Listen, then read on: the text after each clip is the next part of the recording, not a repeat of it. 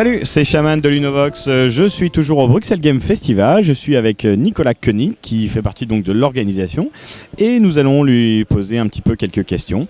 Bonjour Nicolas, comment vas-tu ? Très bien, et toi ? Bah écoute, moi ça va. Donc on est à la fin du deuxième jour. Est-ce que tu peux nous dire toi de quoi tu t'occupes dans l'organisation du BGF ? Eh ben alors, je m'occupe de tout ce qui est coordination générale de l'événement, donc faire en sorte que tout se déroule bien dans la préparation à l'avance. Et puis alors toute la partie logistique, donc toutes les tentes qu'il y a ici derrière, c'est prévoir tout le matériel, tout monter, tout transporter, faire en sorte que tout soit bon à l'avance et sur la place le jour même. Et on continue encore avec toute la partie bénévole, donc aller dégoter les bénévoles et faire en sorte qu'ils aient un horaire adapté, qu'ils aiment bien le festival aussi et que tout se passe bien pour eux. D'accord, alors juste un petit peu de chiffres, c'est quoi ? C'est combien de tentes ? C'est combien de bénévoles qui se retrouvent ici ? Peut-être combien de partenaires qui viennent présenter ou exposants qui viennent présenter les choses ? Alors au niveau des nombres, donc on a ici 86 tentes, je pense, sur la rue d'enseignement, dans l'école partenaire et dans le parc royal au niveau pour une activité de Molki par exemple là-bas. On a une histoire de 42 éditeurs je pense cette année, on a 17-18 animations, on a des boutiques, on a des protos, je crois qu'on a une histoire de 40 protos aussi qui sont présentes sur site. Donc encore d'autres animations de sorte, des tournois ou autres à ce niveau-là.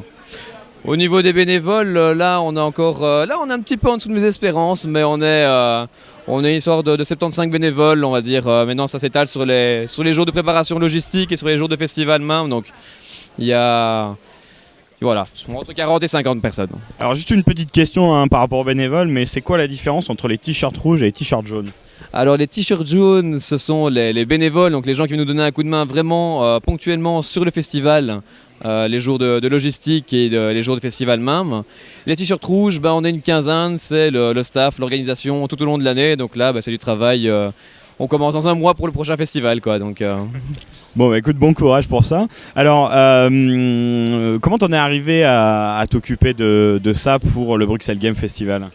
Eh ben, la première année, finalement, je suis tombé sur un post sur un réseau social pour le festival. Donc je me suis dit pourquoi pas me proposer comme bénévole.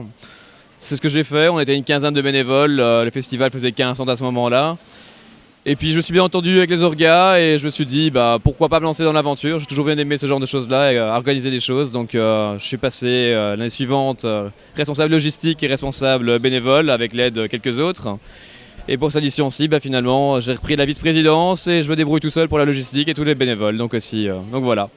Ok, alors juste une petite question, là c'est la troisième édition, troisième année que ça se reproduit. Il y a eu une évolution constante parce qu'apparemment première année c'était tout début, il y avait 500 personnes, deuxième année 4500 c'est ça ? Et là vous attendez dans les 7500, est-ce que vous avez l'impression ?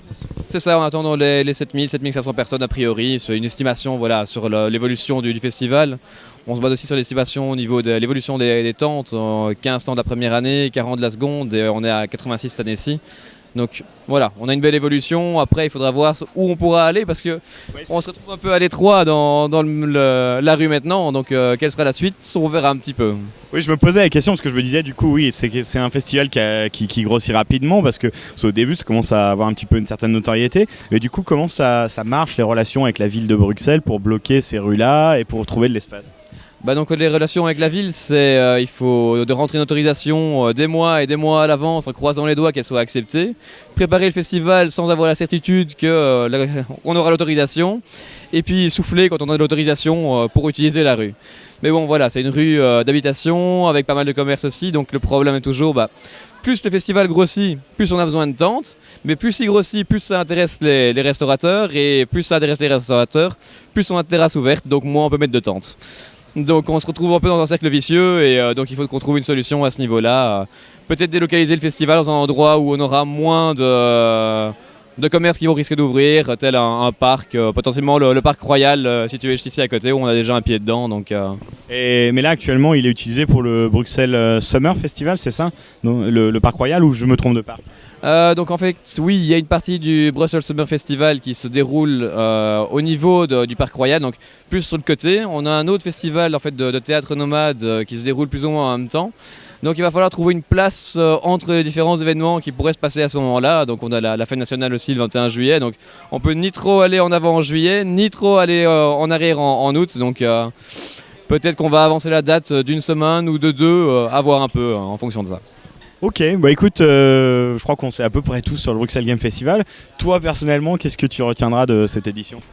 Alors je retiendrai 7 jours de boulot, beaucoup de fatigue, mais le fait d'être vraiment content d'avoir organisé ça, on a beaucoup de monde qui est satisfait, toutes les remarques sont positives, donc tant que tout le monde s'amuse et trouve son compte, moi je trouve mon compte aussi, donc voilà, c'est ce qui compte. T'as eu le temps de jouer ou absolument pas ? J'ai, oui, l'occasion de faire un Splendor dans la nuit, mais c'est juste ça, c'est assez petit. Bon écoute, merci Nico. Est-ce que tu veux rajouter quelque chose de particulier ? J'espère que vous êtes bien amusés aussi sur le festival et que vous avez pu apprécier et que on se reverra l'année prochaine pour l'édition potentiellement plus grande et on verra quand même être raisonnable, il faut arriver à tenir le cap. Ok, bah écoute, pas de souci. Nous, on a vraiment apprécié aussi de venir partager l'ambiance du festival, du BGF. C'est vrai que c'est sympa, c'est ouvert comme ça dans les rues. Donc, bah écoute, on reviendra. Hein. Et puis, merci à toi de nous avoir un petit peu expliqué comment ça fonctionnait.